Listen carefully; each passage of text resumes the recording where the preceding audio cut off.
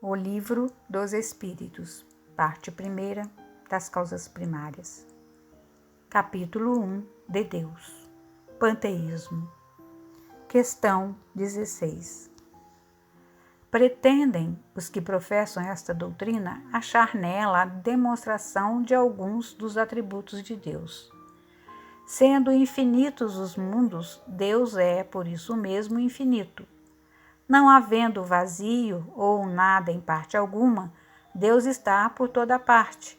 Estando Deus em toda parte, pois que tudo é parte integrante de Deus, Ele dá a todos os fenômenos da natureza uma razão de ser inteligente.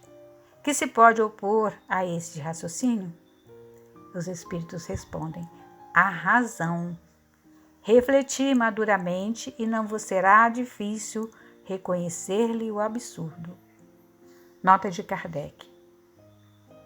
Esta doutrina faz de Deus um ser material que, embora dotado de suprema inteligência, seria em ponto grande o que somos em ponto pequeno. Ora, transformando-se a matéria incessantemente, Deus, se assim fosse, nenhuma estabilidade teria. Achar-se-ia sujeito a todas as vicissitudes, mesmo a todas as necessidades da humanidade. Faltar-lhe-ia um dos atributos essenciais da divindade, a imutabilidade. Não se podem aliar as propriedades da matéria à ideia de Deus sem que ele fique rebaixado ante a nossa compreensão, e não haverá sutilezas de sofismas que cheguem a resolver o problema da sua natureza íntima. Não sabemos tudo o que ele é, mas sabemos o que ele não pode deixar de ser, e o sistema de que tratamos está em contradição com as suas mais essenciais propriedades. Ele confunde o Criador com a criatura, exatamente como faria quem pretendesse que a engenhosa máquina fosse parte integrante do mecânico que a imaginou. A inteligência de Deus se revela em suas obras, como a de um pintor no seu quadro, mas as obras de Deus não são o próprio Deus, como o quadro não é o pintor que o concebeu e executou. Miramês comenta esta questão. Deus é espírito. Se Deus é espírito, é perfeito, não podemos compará-lo com as formas mutáveis. E sob o impulso do progresso, tudo o que existe na imensidão indescritível do universo, do átomo ao ninho cósmico, é, pois, criação ideada pelo seu poder fantástico, que ainda não podemos perceber por nos faltarem sentidos para isso. Estamos limitados ou condicionados no mínimo das nossas forças, que por enquanto dormem no centro da nossa consciência, sem poder participar dos nossos mais profundos interesses. Somos crianças em comparação às grandes almas.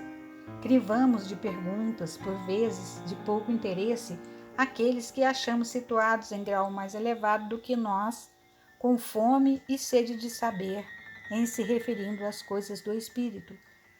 E nem sempre avaliamos a luz que realmente suportamos pelas trevas que ainda nos circundam. Se todo pedido é uma oração na filosofia do espírito, a resposta não se faz esperar e vem gota a gota para nos conscientizar da existência da bondade divina e do amor que ele dispensa a todas as criaturas. Já falamos muitas vezes, repetindo a fala dos benfeitores maiores, que Deus é uma personalidade individual e não o conjunto de todas as coisas criadas por ele. Entretanto, ele, a majestosa força divina, está em toda parte por meios que desconheces, por se tratarem de fluidos sutis operando em uma faixa que somente as grandes almas poderão constatar, pelos poderes inerentes às suas perfeições. A primeira ideia de se comparar a natureza como sendo diretamente Deus é que ela manifesta em todas as suas nuances perfeita harmonia em todos os sentidos da sua atuação, Porém, cabe a nós pesquisar e entender, descobrir e divulgar que toda essa simetria é participação das leis criadas por ele, no vigor da sua mente incomparável. É, pois, a sua imagem, como um canal de televisão que reflete no vídeo a perfeita estrutura do real, sendo que, no caso com a divindade, a perfeição é a tônica do ambiente.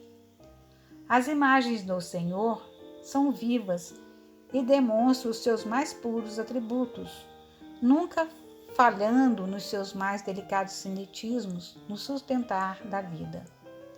O visual do infinito não é Deus na sua unidade perfeita, como o quadro não é o pintor. Comparando a obra com o autor, a primeira constitui um pálido reflexo da sua personalidade viva e distinta no lugar que ocupa.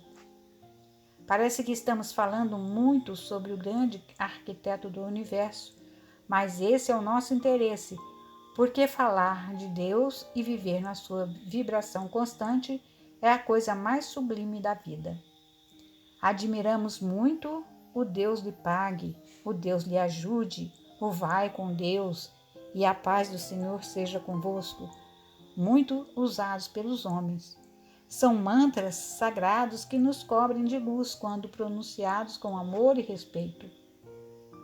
A doutrina que faz de Deus um ser material o faz por falta de notícias do mais além ou por medo de pesquisar a verdade e seguir as rotas do progresso, que faz caírem os véus na gradação das forças humanas e espirituais. Nada devemos temer, desde que estejamos em planos de mutações para o nosso próprio bem. O mundo espiritual que nos dirige nos atende de acordo com as nossas necessidades e não deixa de guiar e instruir quem verdadeiramente deseja aprender. Não devemos esquecer que Deus é um sol de vida que alimenta e dirige todas as vidas saídas das suas mãos luminosas, perfeitas.